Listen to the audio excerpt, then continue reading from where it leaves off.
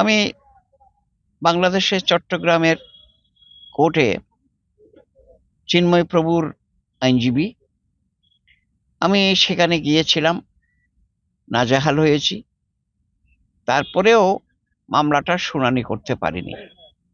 আমরা আইনজীবী নয়, শুধু আমরা মানবাধিকার কর্মীও বটে। সেই হিসাবে আমি মানুষের অধিকারের জন্য ফাইট করি। আমরা সংখ্যালঘুদের অধিকার নিয়ে কাজ করি। আমরা সেই কাজের মধ্যে দিয়ে মানুষের যাতে অধিকার প্রতিষ্ঠিত হয় সেটা আমরা করে থাকি। আমরা অত্যন্ত দুঃখিত এবং মর্মাহত, তদানীন্তন সরকার, বিএনপি বলেন, আওয়ামী লীগ বলেন, জাতীয় পার্টি বলেন, কোন সরকার সঠিকভাবে সংখ্যালঘুদের মূল্যায়ন করেনি। ওনারা শুধু রাজনীতি করেছে, রাজনীতির মাধ্যমে সংখ্যালঘুদেরকে ব্যবহার করেছে। আমরা এটাতে তীব্র নিন্দা করেছি। মানবাধিকার প্রতিষ্ঠা করতে যাইয়ে নিজেও অনেকবার আমরা আহত হয়েছি। সরকার যদি কোনো পদক্ষেপ না নেয় তাইলে আমরা করব কি? এখানে তো এমন না যে আমি শুধু হিন্দুদের জন্য কাজ করি, তাই না। আমরা হিন্দু, মুসলমান, বৌদ্ধ, খ্রিস্টান সবার জন্য কাজ করি। কি কাজ? আমরা অধিকারের প্রশ্নে সোচ্চার হয়ে তাদের অধিকার প্রতিষ্ঠার জন্য চেষ্টা করি। যেহেতু চিন্ময় প্রভুকে এখনো পর্যন্ত মুক্তি দিতে বা মুক্তি করাতে পারিনি, এটার জন্য আমরা কাজ করে যাচ্ছি সারা পৃথিবীতে।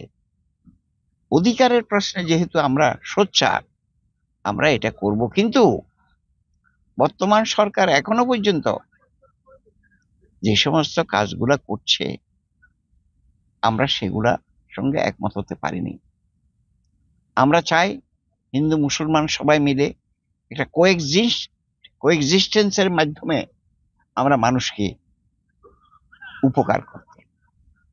বাংলাদেশের নৈরাজ্য অব্যাহত, বিএনপির সঙ্গে তৃণমূলের তুলনা টেনে আক্রমণ শুভেন্দু অধিকারী। এক প্রভুর আবিষ্কার হয়েছে বাংলাদেশে, তার নাম চিন্ময় কৃষ্ণ প্রভু।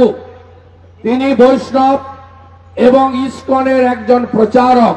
আপনারা জানেন রাজনৈতিক ভাবেও এখানে যেমন এখনো কিছু জালি হিন্দু তৃণমূলের সঙ্গে আছে, ওখানেও তেমনি কিছু জালি হিন্দু বিএনপির সঙ্গে আছে। আবার কেউ কেউ সেকুলারিজমের নামে তারা জামাত শিবিরের সঙ্গেও আছে। এই প্রভু চিন্ময় প্রভু গোটা বাংলাদেশ ঘুরে ঘুরে সমস্ত হিন্দুদেরকে এক সূত্রে বাঁধছিলেন।